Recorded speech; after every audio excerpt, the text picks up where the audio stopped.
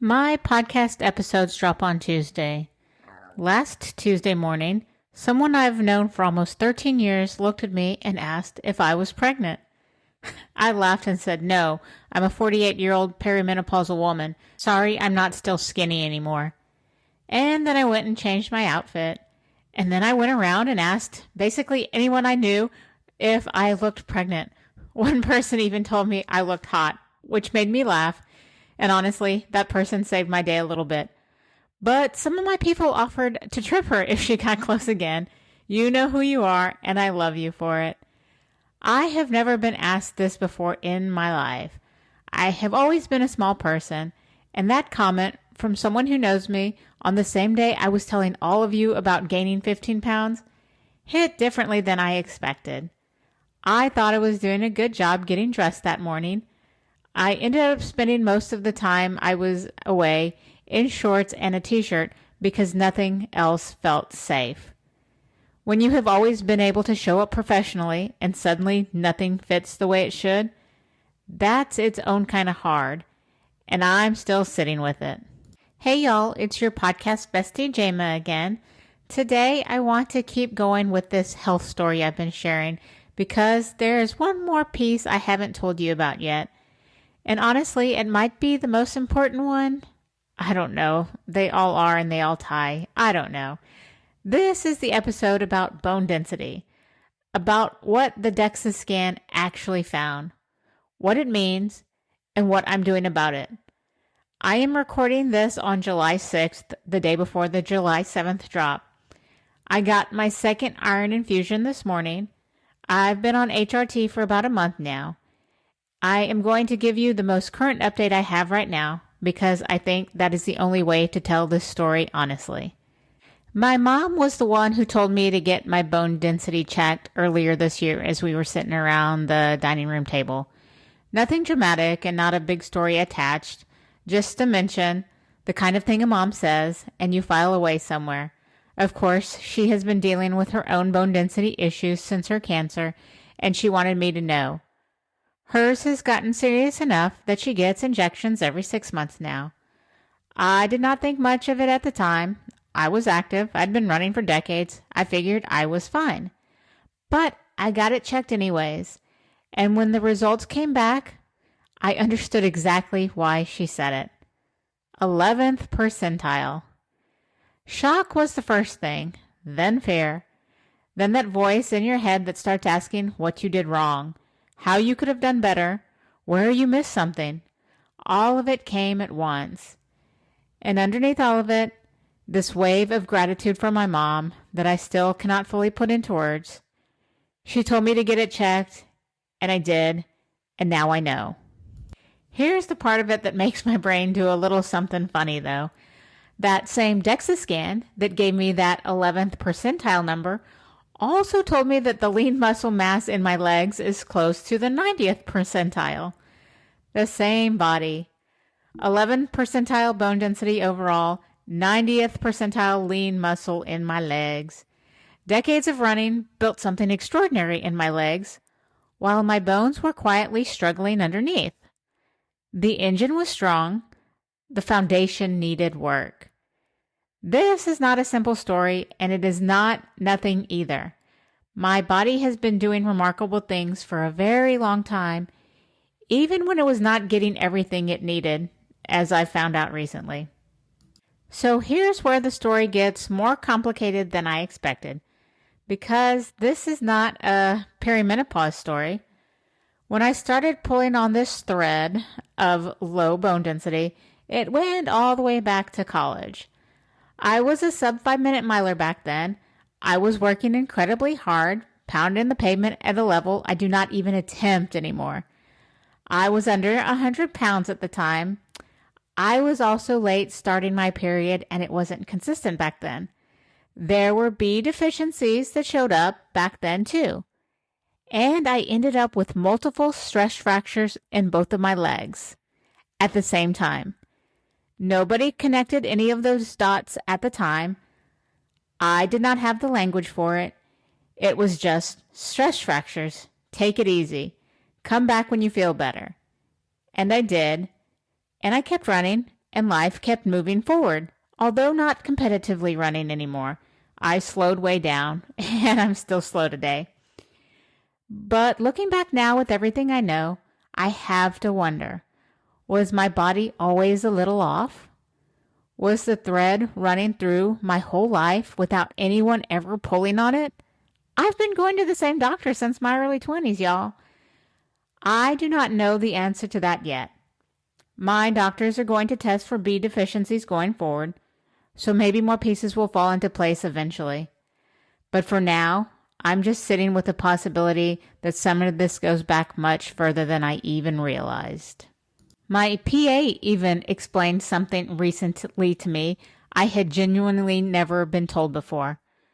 Darker skin plus Texas sun does not equal enough vitamin D. I had always assumed I was fine. I spend time outside. I live and run in Austin, Texas, y'all. I figured the sun was handling it all for me. It was not. Melanin reduces the skin's ability to produce vitamin D from sun exposure, and without enough vitamin D, your body cannot absorb calcium properly. Your bones have been trying to build on a compromised foundation, and I had never taken vitamin D before, not once in my life. I did not know I needed to.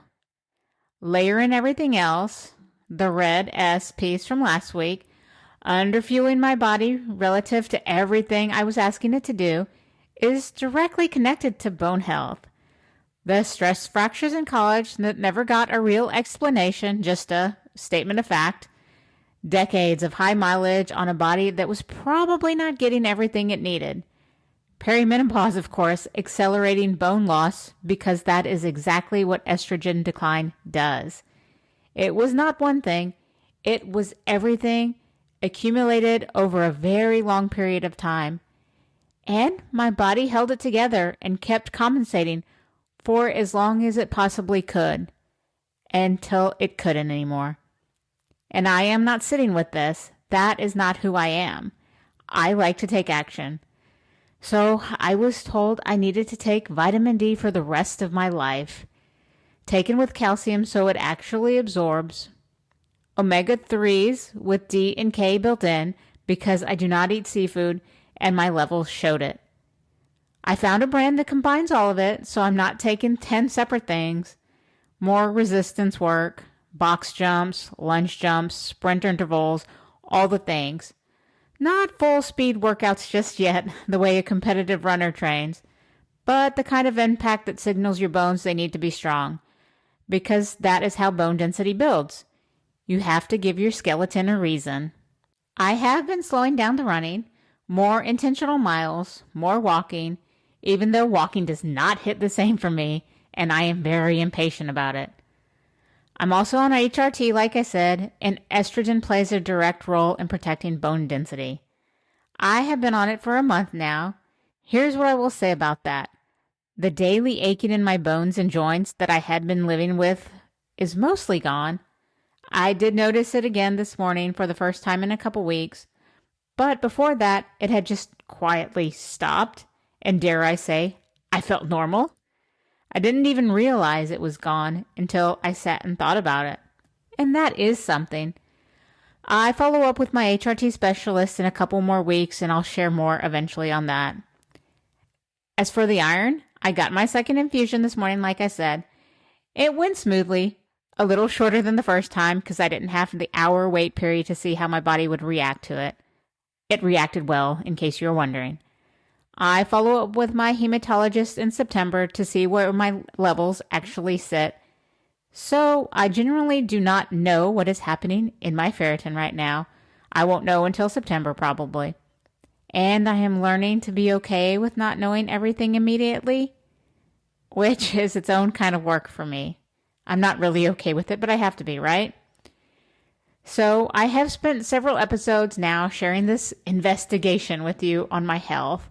The 4-year mystery in episode 6 of this season, the blood work findings, what it did to my running identity, and the weight gain that I finally explained last week, and now this.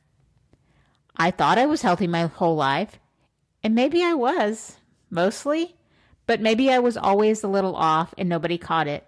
including myself.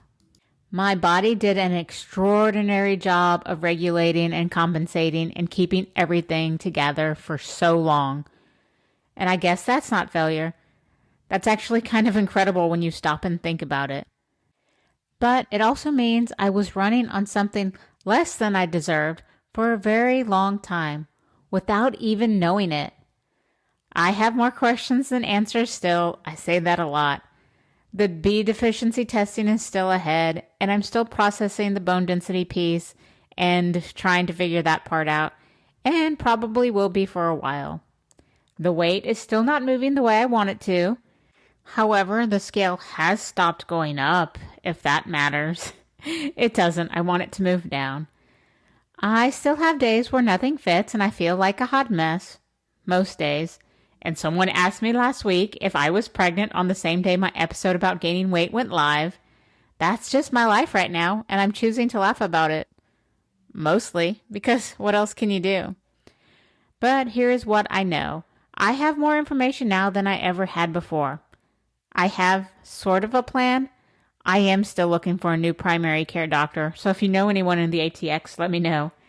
I have more providers now who are actually looking at my full picture, and I know things about my body at 48 that I did not know at 28 or 38 or 18. That knowledge is worth something.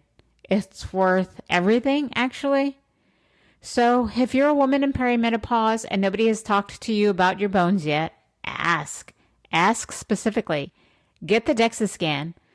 Find out where you are before you are dealing with something that has been building for decades without you knowing, like I am. Your mom might be the one who tells you to get it checked in. Listen to her, or listen to me, because I'm telling you now. I will bring you updates on all of this as I have them. The iron levels, the HRT follow-ups, all the things. What changes and what does not. I'm still right smack in the middle of it, and I'm not going anywhere. And I will keep telling you the truth about what this looks like as it unfolds, because I really don't think enough people are talking about it. But that's all I've got for now. Until next week, bye for now, y'all.